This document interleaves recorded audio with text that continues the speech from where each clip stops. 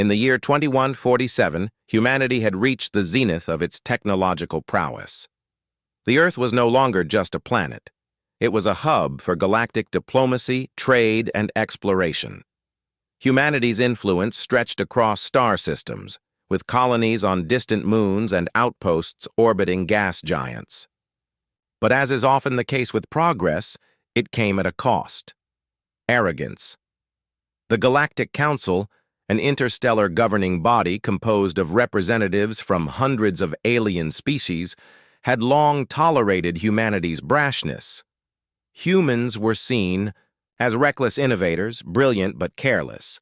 They pushed boundaries without considering consequences, their egos inflated by their rapid ascent in the cosmos. To many aliens, humans were like children playing with fire, blissfully unaware of how easily they could burn themselves or others. Dr. Elias Voss stood in the control room of the Erebus, humanity's most ambitious project yet. A massive space station designed to harness energy directly from black holes.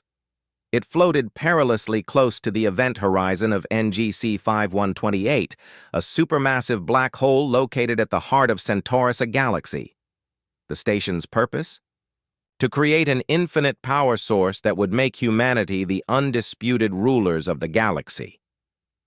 Elias adjusted his glasses as he monitored the readings on the holographic console before him. His team buzzed around him, their faces illuminated by neon lights and glowing screens. Everything seemed to be going according to plan. The containment field, holding back the singularity's immense gravitational pull, hummed steadily, its blue-white glow casting eerie shadows across the metallic walls. "All right, people," Elias said, his voice calm but commanding. "Initiate sequence Delta. Let's see if we can finally crack this nut." The crew exchanged nervous glances but followed his orders. Buttons were pressed, levers pulled, and commands spoken into microphones connected to AI systems overseeing the operation. As the sequence began, the entire station trembled slightly, a reminder of the forces being manipulated within its core. Then came the moment everyone had been waiting for. On the main screen, a graph depicting energy output spiked sharply upward. Cheers erupted throughout the control room. Humanity had done it. They had successfully tapped into the raw energy of a black hole. But amidst the celebration, one technician noticed something odd. A small anomaly appeared in the data stream. A fluctuation so minor that it might have gone unnoticed if not for her sharp eyes. She frowned and leaned closer to her monitor. "Dr. Voss?" she called out hesitantly. Elias turned toward her, still grinning from the success of the experiment. "What is it, Carter?" There's something weird happening with the containment field. It's destabilizing." His smile faltered. "Destabilizing? How much?" She hesitated, then whispered, "About 3%. 3% didn't sound catastrophic, but when dealing with a black hole, even the smallest deviation could spell disaster. Elias quickly scanned the data himself, his brow furrowing deeper with each passing second. "Shut it down," he ordered. "Now!" The crew scrambled to comply, fingers flying over keyboards and hands gripping switches. But as they attempted to disengage the system, alarms blared throughout the station. Red lights flashed, bathing the control room in an ominous glow. "It's not responding!" someone shouted. Elias clenched his fists. "Override protocols! Do whatever you have to do!" Another technician frantically typed commands into her terminal. "I'm trying, but the system isn't accepting overrides." Panic spread through the room like wildfire. For all their brilliance, humanity's creations sometimes refused to obey their creators. And now, faced with the wrath of a black hole, they realized just how fragile their dominance truly was. Far away, aboard a diplomatic vessel belonging to the Zenari, a highly advanced alien race known for their pacifism and wisdom, a council member named Kael'thar watched the unfolding events with a mixture of curiosity and dread. Through subspace communications, the Zenari had been monitoring the Erebus since its inception. They had warned humanity repeatedly about the dangers of tampering with such volatile phenomena, but their cautions had fallen on deaf ears. Kael'thar sighed deeply, his elongated limbs folding neatly as he reclined in his chair. Beside him, a holographic projection displayed real-time updates from the doomed station. He shook his head slowly, his luminous eyes reflecting both pity and resignation.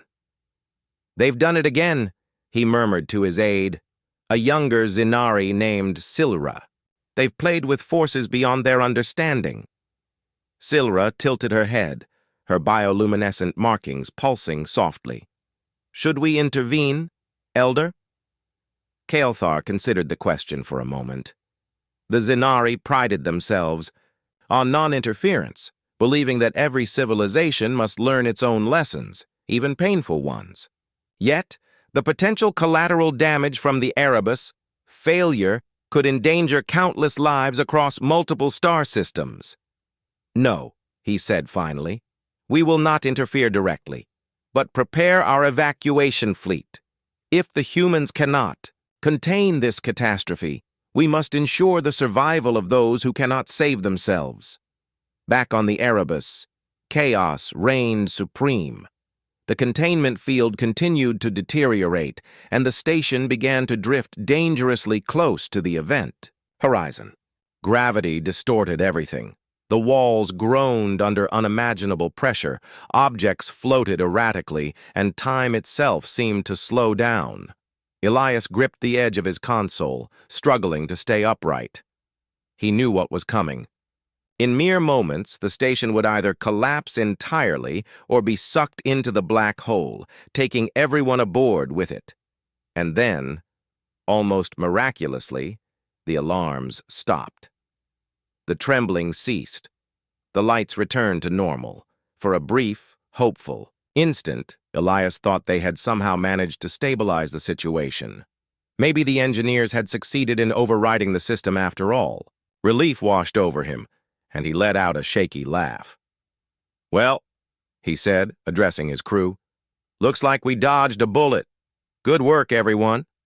But his relief was short-lived. One of the technicians pointed at the main screen, where a new message blinked ominously: "Containment failure imminent. Evacuate immediately." Before anyone could react, the floor beneath them buckled violently. The air grew thick with static electricity, and the hum of machinery transformed into a deafening roar. Elias stumbled backward, his mind racing. There was no time to escape. The black hole's gravity had already taken hold.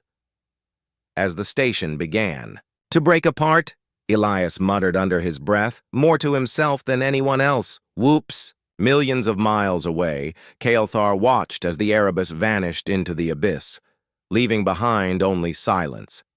He closed his eyes briefly, offering a silent prayer for the lost souls. Then, turning to Silra, he spoke softly. "Perhaps now," he said, "they will listen." And somewhere, in the vast expanse of the universe, the echoes of human hubris faded into nothingness, replaced by the eternal hum of the cosmos.